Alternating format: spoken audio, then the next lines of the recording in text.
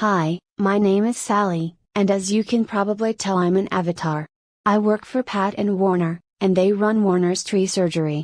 Warner has been treating sick trees for over 50 years, and Pat has been answering the phone, talking to the customers, and lining up work, and basically doing everything else that needs to be done. Warner is making a series of videos that hopefully contain all the things he's learned about trees over the last 50 years. This is the first one. It's about the danger the ash fly poses to flowering pear trees. If you would like to help us get the word out to other people, this would be a good time to like this video and subscribe to our channel. Thank you. Over 40 years ago, California, Arizona and New Mexico instituted a program to get rid of the ash fly, because it was so destructive to trees and commercial crops.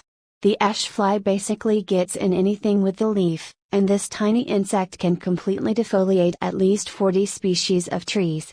The ash whitefly has a 60-day lifespan, but for 55 days it's an aphid-like creature that is too small to see with the naked eye. The adult winged insects are just barely visible. In the past, California, Arizona, and New Mexico were successful in eradicating this pest with a combination of poisoning neighborhoods, crops, and orchards, and importing the ash fly's natural predator, a very small wasp, but at this time, as far as I know, nothing is being done about them. It's hard to see the ash fly on flowering pear trees unless you know what you're looking for. In the past, aphids would infest flowering pear trees' leaves, and if you touch them, they would feel sticky. Well, the ash fly does the same thing. So, if your flowering pear tree's leaves are sticky and you live in Maricopa County, Arizona, you probably have the ash fly. The difference between the ash fly and the aphids is the ash fly will turn the flowering pear leaves white, and if you know what you're looking for, before that happens, the top leaves of the flowering pear tree will look a little weird. So, if you see your neighbor's trees with a few of their branches turning white, this is probably caused by a boring insect that's went completely around a particular branch, or it's caused by the ash fly. In order to control the ash fly, you need to poison the trees. You also need to start fertilizing your trees on a regular basis. I'm going to tell you which poison to use in a minute, but first you need to understand that the poison I recommend has nitrogen in it, and too much nitrogen is bad for trees. So, you need to put the poison down, and then 6 months later you get a good general purpose fertilizer, and you treat the trees with it. If you live anywhere within 30 miles of Mesa, Arizona, you need to get Warner out to treat your trees with something that will kickstart their immune system.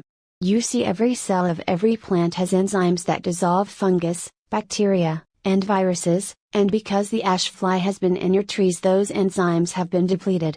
So, Warner needs to inject medicines into the tree that will kickstart the healing process right away.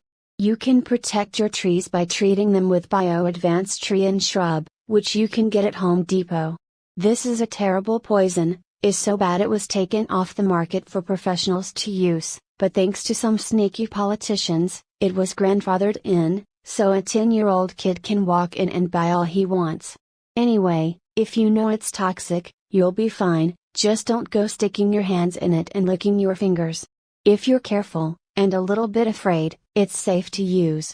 If you use the liquid, you pour the amount you need in a bucket with water, and you put the water down close to the base of the tree, and then you water it in. If you use the powder, you put the powder down close to the base of the tree and then you water it with a sprinkler. If a little dog licks it up before it's dry, it will kill the little dog. So, make sure animals and children are kept away from it until it's dry. You only need to put it down once a year, and in 3 years, if you do it yearly, you will not only get rid of the ash fly, but it will also get rid of all the boring insects in a tree. There's one more thing I need to tell you. Every place in the world where it rains, the water falls off of the trees at the drip line, and because that's where the water falls, that's where the roots that pick up the micronutrients develop, and all the instructions you get for the fertilizers tell you to put the fertilizer out at the drip line.